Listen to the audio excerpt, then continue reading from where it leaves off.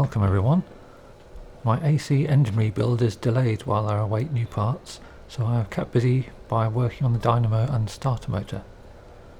They were both in good condition, so this is not a full overhaul. When I last ran the car, over 30 years ago, I repaired the dynamo. Its ball race bearing failed and I renewed this. It is gear driven, so when that bearing failed it jammed the engine as I was backing out of my driveway. That was a tad inconvenient. Here you can see me removing the band that covers the carbon brushes. You have to lift the spring clip to release them. It is easier to do this with a stiff piece of bent wire. I ordered new brushes from Pullbeck Vintage Supplies.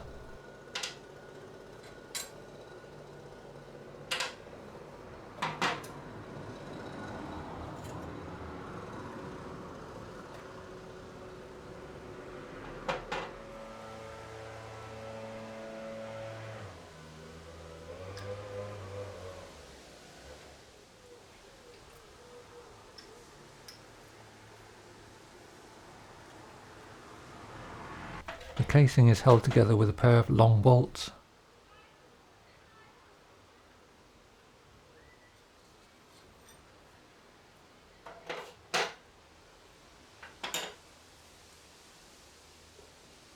Then I cleaned the internals using an alcohol-based switch cleaner. You can gently brush the carbon dust from the field windings inside the main casing. I also dug out any carbon and dirt between each segment on the commutator. The commutator itself can be gently abraded using glass paper. You need to avoid any abrasive that conducts electricity.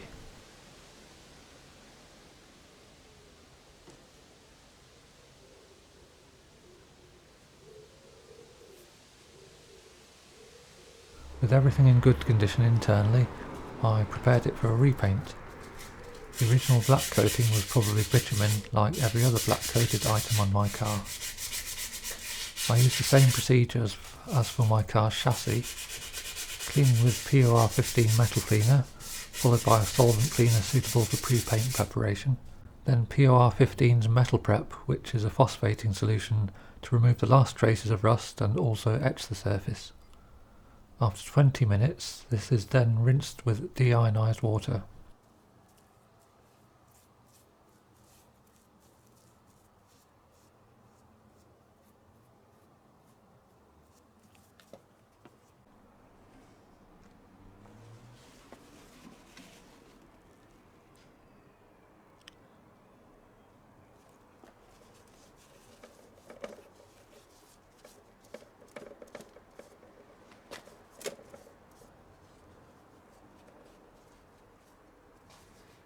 Then I mixed together some epoxy mastic paint by UK maker Built Hamber. It's the first time I've used this brand and it is less messy than the others I've tried. Previously I used Jotun's version, which is very good, but you have to buy 5 litres at a time. Epoxy mastic resists brake fluid and is very tough after hardening for a few weeks.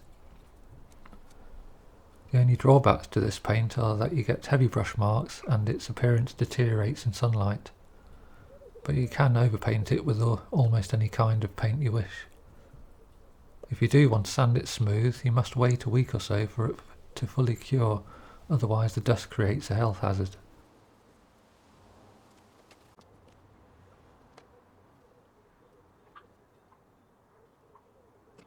Brushes will need to be cleaned in epoxy thinners, although some brands of brush cleaner also work on epoxy.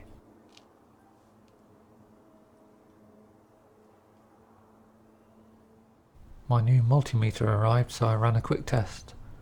The resistance across the field windings should be between 6 and 6.8 ohms. Turning now to the starter motor, I have a spare seen on the right, which is a later version. My earlier motor has an integral starter solenoid.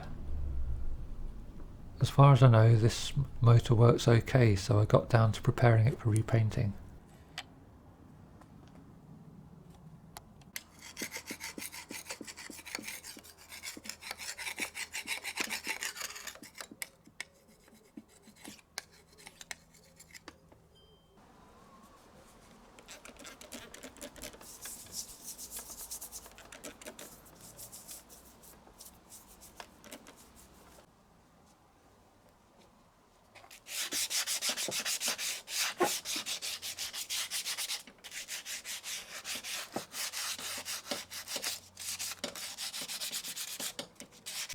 small cover over the end of the shaft.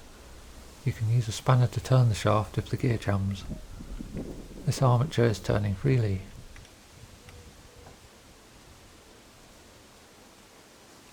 There are no vents on the brush cover since the motor doesn't normally get hot. Like the Dynamo, there are two very long bolts that hold the main assembly together.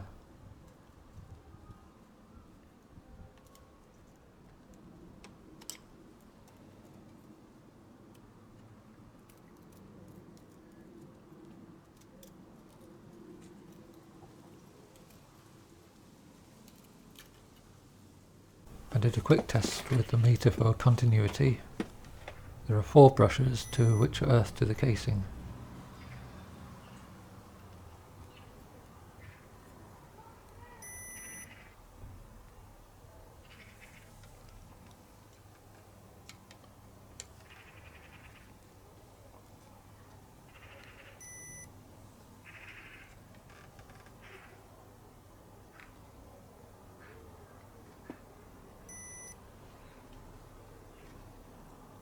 The field coils are connected to the solenoid with a thick rod held with this nut.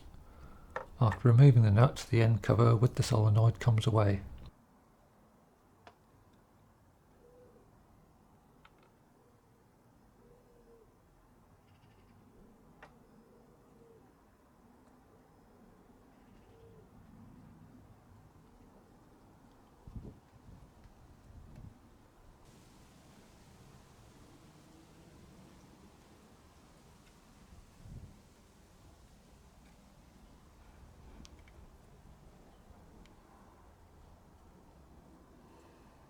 Time to clean out the unwanted carbon dust.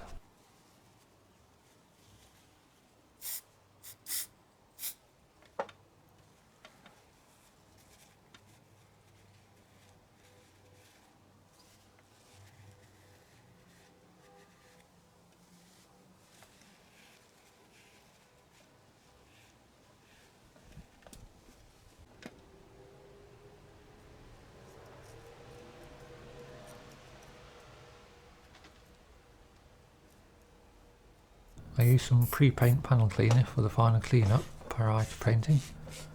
The gear shroud was full of metal shavings, presumably from the damaged flywheel ring gear.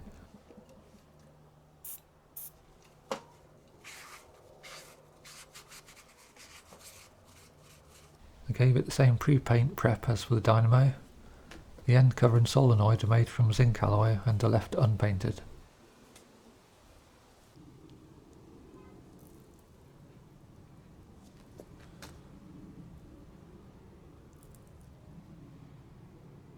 Here I'm digging out the remains of the rubber insulation that surrounds the large battery terminal. Here's the new rubber purchased from Paul Beck. At the same time I purchased the rubber button for the press starter.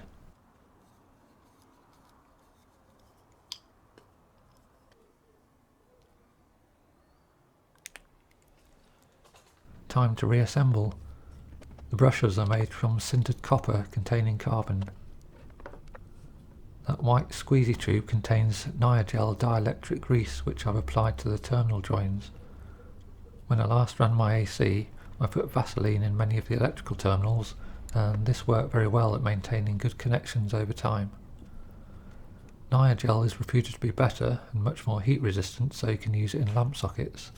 However, it is not compatible with natural rubber, so I'll use Vaseline again in the old style bullet connectors.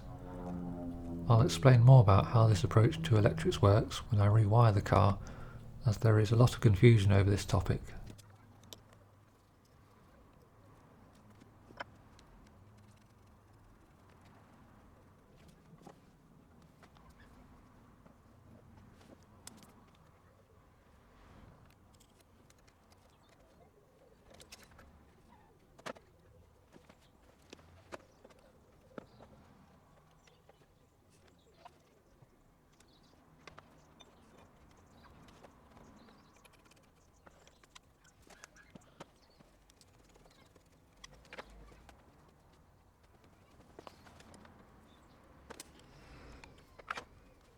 This time I used a stiff piece of bent wire to pull back the retaining springs for the brushes.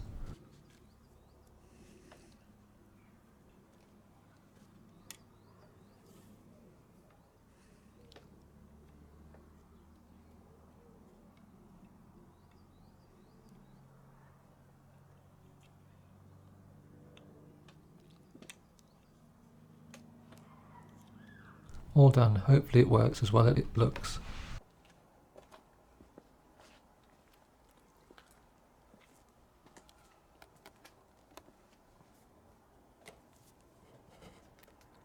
One last tiny problem as the threaded hole for one of the end cover screws was damaged.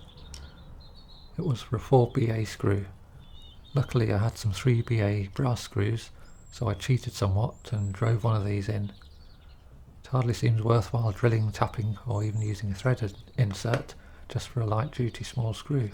Maybe I'll lose a few points if Pebble Beach invite me over. Not Concours, but ready for action.